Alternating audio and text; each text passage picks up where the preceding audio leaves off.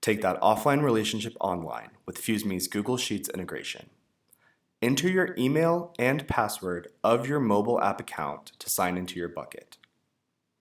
Locate the search bar at the top of the page to begin filtering through your face-to-face connections and the talent that you have met.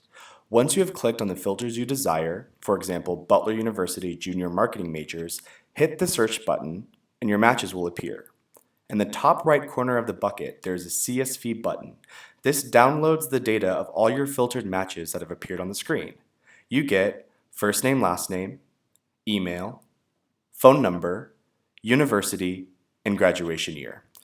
The members column shows who that student has fused with in your company. The notes column aggregates all the notes that have been taken on that student. And the last column is the cloud-based resume link that is unique. Save the Excel file, go to Google Sheets, click File, Import, and upload the CSV you just downloaded from the FuseMe bucket. Now your FuseMe data is integrated into Google Sheets. Click the hyperlink to view that student's resume. As the student updates and adds more skills and experiences, it will automatically update here so that you can have the latest version.